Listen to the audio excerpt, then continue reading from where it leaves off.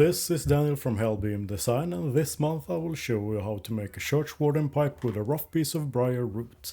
I will go through all of the steps of the creation of this pipe with the aim of teaching more people how to do it, and showing those who are interested that it is possible to do it with simple tools. If you learn something from this video, please comment or subscribe to my channel. Enjoy! This is called the briar root. It is extremely hard, dense and heat resistant, and it is primarily used for making smoking pipes, as it does not affect the aroma of the tobacco inside. The football side tubers are harvested at the age of about 30 to 60 years, then they're cooked for several hours and dried for several months before they're further processed. I start by drawing out the edge of the smoking pipe to create an image on how big it will be. The pipe I make in this video will be up for sale on my website Hellbeam Design. If this is your first time watching my video, I would like to welcome you. I started making pipes as a hobby in 2023 and later started a business in 2024. I have learned a lot since the beginning and have sold pipes to private individuals in Europe and North America. I also started uploading videos to YouTube in 2023 with the aim of trying to make good instructional videos for all of the different projects I build. When I draw the body of the pipe, I do it all freehand with the help of some straight tools. The goal with the shape of the pipe is to mimic another pipe for a really epic wizard from a movie trilogy. If you're watching this video, you're probably a generally nice person who has probably seen this trilogy 100 times in your lifetime. I was around 10 years old when the Battle of Helm's Deep took place. A battle I must have watched around 200 times in my early years. Once I've drawn out what I want the body to look like, I start removing material with the saw to make it easier for me to shape the pipe body later, since I make the pipe with simple tools and not large machines such as lathes or bandsaw that the large smoking pipe manufacturers use. Making a pipe like this with simple tools gives me great satisfaction, just like when I was 10 years old rewinding the VHS tape and watching the epic Battle of Helm's Deep over and over again in 2002. In addition to making smoking pipes on YouTube and selling them, I also started making custom furniture and cutting boards, like all woodworkers in the beginning. At the same time, I have a relatively large number of children and a partner, a job, and lots of other interests. Life is about doing what you want to do, not what someone tells you to do. Once I've sawed away all of the excess, it's time to start drawing out the details. In this step, it's important to have a good plan. I start by drawing out where I will drill all of the holes. There are 3 holes to be made. One for the bowl, one for the mouthpiece and one for the smoke channel. One reason I started making these videos is because I didn't like many of the videos that are already on YouTube. There are lots of good videos, but also many who remove important steps in the manufacturing process, especially the finishing process of the tobacco pipes, which is frustrating when you watch videos to teach yourself on how to do it. In all my videos I add the size of all the holes and try to translate measurements into American units. Apparently it's still the Middle Ages in some parts of the world where people still measure things with their feet and hands. But if it works for them, who am I to argue about that? But it's pretty funny when you think about it. Today there are over 200 countries that use the metric system and 3 that still use their hands and feet. When I have drawn how all the holes are to be drilled, I find and mark where I should start drilling the holes. To make the largest hole, that is for the bowl, I drill the hole in several steps with larger and larger drills. One thing I have learned is that it's good to mark your drills with tape in order to create a depth stop. Destroying the pipe body at this point is very unnecessary. When a real pipe maker drills these holes, they do it with high precision tools like a lathe or a drill press. However, I like the idea of doing everything myself with a screwdriver, which some of my customers really like. However, it is good to practice drilling holes at different angles before trying to do it on a sharp piece of briar. However, I was apparently born with the same genes as a robust drill press, as I always managed to drill holes perfectly freehand, which you also can see in my previous pipe making videos. This is bad for me though, as one day in the future I will destroy a project I'm building because I have too much self-confidence. And as you can see, the tape prevents the wood chips from being transported out to the drill hole. Therefore, the hole must be drilled slowly in several steps. When the hole for the bowl is finished, it's time to drill the hole for the mouthpiece. When I order my mouthpieces, I always choose to buy them with a standard finished tenon of a standard wood drill bit diameter. In my case, a standard diameter is 8 mm for a wood drill, or 5/16 of an inch for you American guys. Sometimes I get asked how much money it takes to start pipe making or woodworking in general. When I started, I had very cheap and most often used tools that I bought on Facebook Marketplace. As I sold more and more and started getting income from YouTube and sponsorships, I upgraded my tool park, which is quite a fun journey if you watch my previous videos. The workbench you see me attaching the pipe body to, I paid about $40 for on Facebook Marketplace. A really nice sturdy workbench that I'm thinking of restoring. And here you can see me starting to drill the smoke channel. The drill bit is 2.5 mm or 3/32 of an inch. Here you can also see my problem. I drilled the hole for the smoke channel completely freehand and line up the drill bit with the lines on the side of the pipe body. And even though everything should go badly, it goes well. One beautiful day I will fail doing this, but not this day. Like this video if you want me to upload a bloopers video of all of my fails since 2023. The hardest part is now done in the creation of this pipe. The goal is, as I said, that it should be a modern variant of Gandalf's pipe from Lord of the Rings, but more of a 21st century edition. Now it is time to shape the pipe body. To roughly shape the pipe body, I will use a Dremel with a carving bit and a grinding wheel. The carving bit is coated with titanium nitride and is the same one I have used for all my videos since 2024. Very durable and extremely sharp. The Dremel is the 8260 model, which is battery powered and also more powerful than the corded ones. Worth noting is that in 2024 I was sponsored by Dremel with this tool and several other accessories. Which doesn't really matter as I have already thought about buying this tool anyway. A really good rating for this workhorse of a tool, which you will see now when I carve this pipe body. And right now when I'm editing this video, it's really nice to see the process. There is something so satisfying about seeing a ugly piece of wood slowly become something as beautiful as a Churchwarden pipe. A lot of people who watch my videos on YouTube contact me on Instagram or email me to get good tips or are wanting to buy briar root from me.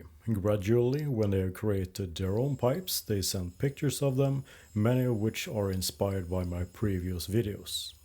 And this is something that I could have never imagined a few years ago. If I could go back in time and tell myself that I, a small Swedish YouTuber with no experience in filming or pipe making, without the right education, can still create inspiring instructional videos that make people take their first step into a new hobby, just because I had a midlife crisis and started a YouTube channel. I am very grateful for all of your support since the beginning of this channel. Now that I have roughly carved the pipe body with the carving bit, it is time to start sanding it smoother with the sanding wheel.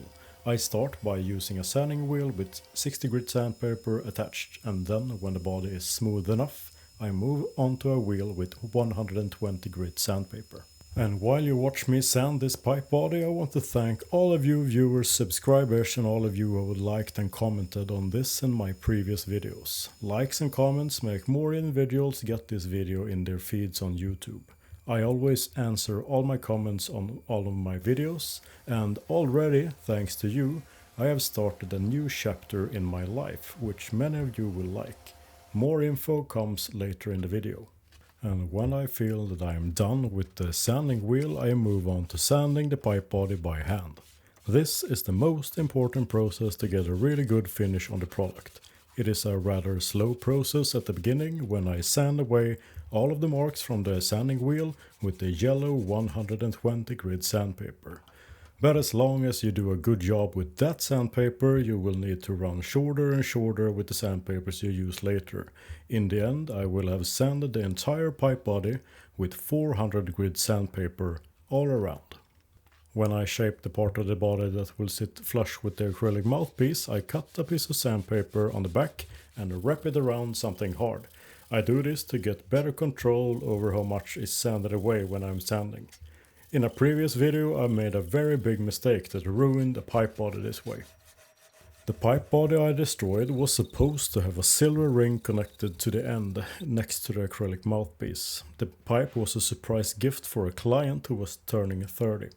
Luckily, I had more briar at home and was able to quickly make a new pipe body. How it all went is shown in 2 of my previous videos. One where you see me making the client's new pipe, and one that is about how I recycled the pipe body that I destroyed. When I start to feel comfortable with the 120 grit sandpaper, it's time to move up to a finer sandpaper. Even though there is a lot of sanding in the video right now, I think it's good to show all of the steps in the making of this pipe. I want everyone who gets into this process to understand how much work it is and how satisfying it is. I myself hate how long time it takes to sand a pipe body, but I love the result. I previously told you that I started this YouTube channel because I had a midlife crisis, and this is actually quite far from the truth. In addition to having a job that I love and a great family, I have a great need to always develop into something better. I have done many crazy things that not many other people have done in their lives, and a lot of it is because I've taken risks that usually pays off very well. And thanks to me taking a pretty big risk and starting a business outside of my regular job and putting some time into it, I've had the opportunity to sell a really nice pipe to a customer in California. Many of you will recognize the pipe from a previous video. The pipe is a briar pipe that I carved freehand to imitate a chanterelle mushroom. It has a copper ring on the end of the mouthpiece that I polished up and a curved mouthpiece. The customer, who I choose to call Mr. L, reached out to me earlier this year and wanted a custom pipe very similar to the freehand pipe I had made a few months before. We'll talk a little bit about what he was looking for, and I quickly took a liking to the customer when he liked the earlier pipe so much, so I offered him to buy the original from the video. He responded within an hour of me sending that email and bought it. And if I hadn't taken the risk of starting a business, creating videos on YouTube and starting to manufacture something as special as smoking pipes, Mr. L would never have been able to buy this exact pipe. If you're looking for a sign to start your own business and do what you really want to do, then look no further. Do what you want with your life. Life is short. You are worth it. And those of you who read between the lines understand that there will be a lot more pipe making videos coming from this channel. The end grain of briar is very beautiful but can contain quite a bit of bark that needs to be removed. This is easiest done by carefully prying it off with small metal nails or other small tools. Some YouTubers actually buy dental equipment on Amazon and pry it away. The process is satisfactory, but it takes quite a long time to avoid making marks on the top of the pipe body.